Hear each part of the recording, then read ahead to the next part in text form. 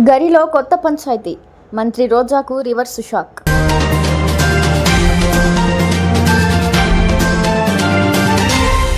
ప్రచారంలో భాగంగా ఓ మహిళను ఓటు వేయమని అడిగిన జీవన్ రెడ్డి, బీజేపీకి ఓటేస్తానన్న మహిళ.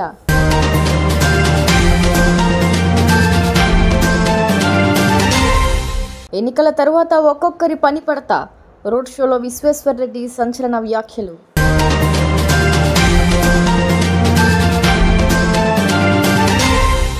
నల్గొండ, ఖమ్మం, వరంగల్ పట్టభద్రుల ఎమ్మెల్సీ భారాస అభ్యర్థి రాకేష్ రెడ్డి అని ప్రకటించిన కేసీఆర్.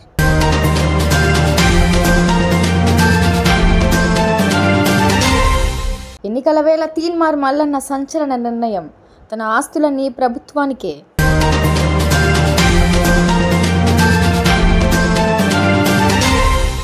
అసదుద్దీన్ ఓవైసీ ప్రచారంలో అరుదైన దృశ్యం.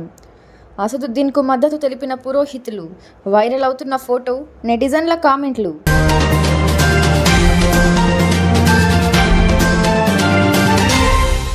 భగ్గుమంటున్న బాణుడు, రికార్డు స్థాయి ఉష్ణోగ్రతలు.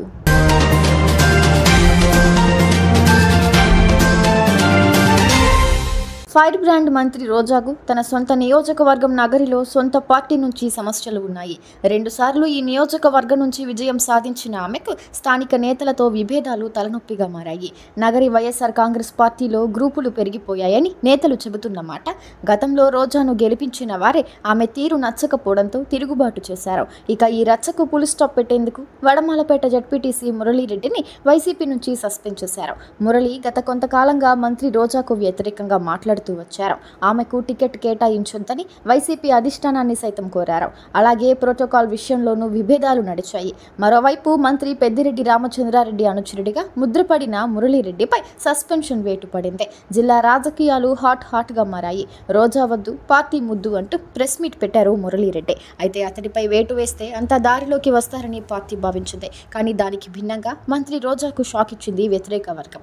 ఆ నియోజకవర్గం పరిధిలోని 5 మండలాలకు చెందిన కీలక నేతలు వైసీపీకి రాజీనామా చేశారు. తెలుగుదేశం పార్టీలో చేరుతున్నట్లు ప్రకటించారు. ఇలాంటి పరిస్థితుల్లో మంత్రి ఆర్కే రోజా ఎలాంటి యాక్షన్ ప్లాన్ అమలు చేస్తారు అనేది ఆసక్తికరంగా మారింది.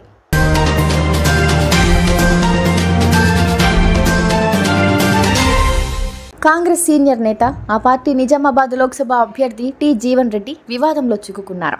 ప్రచారంలో భాగంగా నిన్న ఓ మహిళకు చెంపదెబ్బ కొట్టిన వీడియో సోషల్ మీడియాలో వైరల్ అవుతుంది.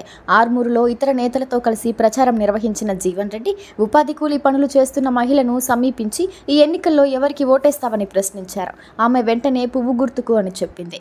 అసెంబ్లీ ఎన్నికల్లో తాను కాంగ్రెస్కే ఓటేశానని, కానీ పెన్షన్ రావడం లేదని, ఈసారి కమలం గుర్తుకే ఓటేస్తానని చెప్పింది. దీంతో జీవన్ రెడ్డి ఒక్కసారిగా ఆమె చెంపపై కొట్టి ఏదో చెప్పడం వీడియోలో కనిపించింది. ఆయన చెంపదెబ్బ వేయగానే మిగతా నేతలు ఒక్కసారిగా నవ్వారు. ఇప్పుడు ఈ వీడియో సోషల్ మీడియాకు ఎక్కడంతో వైరల్ అయింది. కాగా నిజామాబాద్లో జీవన్ రెడ్డికి ప్రత్యర్థిగా సిట్టింగ్ ఎంపీ బీజేపీ నేత అరవింద్ బరిలో ఉన్నారు.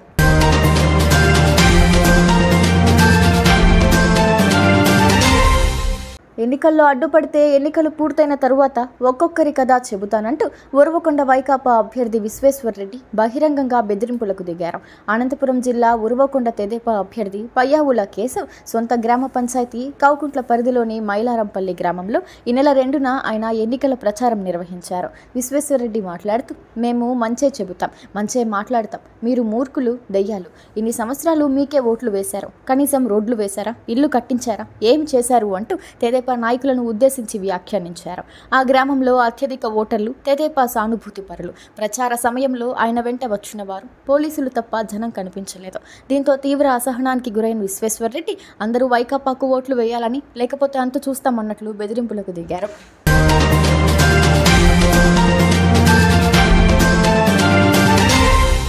నల్గొండ, ఖమ్మం, వరంగల్ పట్టభద్రుల నియోజకవర్గ ఎమ్మెల్సీ స్థానానికి భారాస అభ్యర్థిగా ఏనుగుల రాకేష్ రెడ్డిని పార్టీ అధ్యక్షుడు కేసీఆర్ ప్రకటించారు. ఈ నియోజకవర్గ ఎమ్మెల్సీగా ఉన్న పల్లా రాజేశ్వర్ రెడ్డి ఇటీవల అసెంబ్లీ ఎన్నికల్లో జనగామ ఎమ్మెల్యేగా గెలుపొందడంతో ఎమ్మెల్సీ పదవికి రాజీనామా చేసిన సంగతి తెలిసిందే. దీంతో ఇక్కడ ఎన్నిక నిర్వహణకు తాజాగా నోటిఫికేషన్ విడుదలైంది. హనుమకొండ జిల్లా హసన్పర్తి మండలం వంగపహాడ్ గ్రామానికి చెందిన రాకేష్ రెడ్డి బిట్స్ పిలానీలో masters in management studies masters in finance పూర్తి చేశారు. రాజకీయాలపై ఆసక్తితో 2013లో భాజపాలో చేరారు. గత అసెంబ్లీ ఎన్నికల్లో వరంగల్ పశ్చిమ స్థానానికి భాజపా టికెట్ను ఆశించి భంగపడ్డారు. తదనంతరం పరిణామాల్లో అసెంబ్లీ ఎన్నికలకు ముందు భారాసాలో చేరారు. ఈ పట్టభద్రుల నియోజకవర్గ ఎమ్మెల్సీ కోసం పార్టీ నుంచి పలువురు పోటీ పడిన భారాస అధిష్టానం రాకేష్ రెడ్డి అభ్యర్థిత్వం వైపు మొగ్గు చూపింది.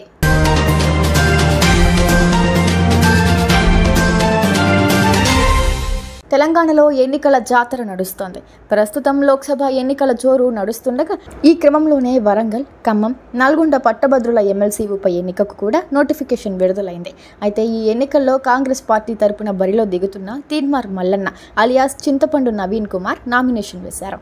మంత్రి కోమటిరెడ్డి వెంకటరెడ్డితో కలిసి భారీ ర్యాలీగా వెళ్లి నామినేషన్ వేసిన తీన్మార్ మల్లన్న ఆ తర్వాత నిర్వహించిన సభలో సంచలన నిర్ణయం తీసుకున్నారు. గతంలో చెప్పినట్లుగా తన కుటుంబానికి ఉన్న 1.5 కోటి విలువైన ఆస్తులను ప్రభుత్వానికి అప్పగించేందుకు సిద్ధంగా ఉన్నానని తెలిపారు. ఈ మేరకు నామినేషన్ పత్రంతో పాటు తన ఆస్తులను ప్రభుత్వానికి అప్పజెప్తానన్న బ్యాండ్ను కూడా వెంట తీసుకొచ్చినట్లు తెలిపారు. ప్రభుత్వ ప్రధాన కార్యదర్శి ఎప్పుడు సమయం ఇస్తే అప్పుడు వెళ్లి తన ఆస్తి పత్రాలను మంత్రి కోమటిరెడ్డి వెంకటరెడ్డి ద్వారా అప్పగిస్తానని తీన్మార్ మల్లన్న తెలిపారు.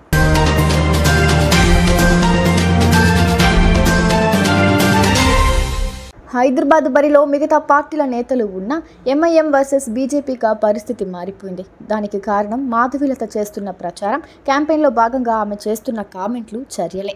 అయితే కేవలం మాధవీలతే కాదు, ఆమె తరపున ప్రచారం చేసేందుకు అగ్రనేతలు కూడా వస్తుండటంతో అందరి దృష్టి హైదరాబాద్ పైనే పడింది. అంతేకాదు బీజేపీ నేతలకు ఓవైసీకి మధ్య మాటల యుద్ధం కూడా నడుస్తోంది. నరేంద్ర మోదీ కూడా ముస్లింల గురించి కామెంట్లు చేయటం, వాటికి ఓవైసీ కూడా ఘాటుగా కౌంటర్లు ఇవ్వటం సర్వత్రా చర్చనీయాంశంగా మారింది. ఇలాంటి పరిస్థితుల్లో ఓ ఆసక్తికర సన్నివేశం చోటు చేసుకుంది. హైదరాబాద్లోని మలక్పేట పరిధిలోని మూసారాంబాగ్, ఇందిరానగర్ ప్రాంతాల్లో ఇంటింటి ప్రచారం నిర్వహిస్తున్న అసదుద్దీన్ ఓవైసీకి స్థానికంగా ఉన్న కొందరు పురోహితులు మద్దతు తెలపడం ఆసక్తికరంగా మారింది. అసదుద్దీన్ ఓవైసీ చుట్టూ దాదాపు ముస్లింలే ఉండగా శుక్రవారం నిర్వహించిన ప్రచారంలో 3 పురోహితులు అసదుద్దీన్ను కలిసి ఆయనకు పూలమాల వేసి మరీ మద్దతు తెలిపారు.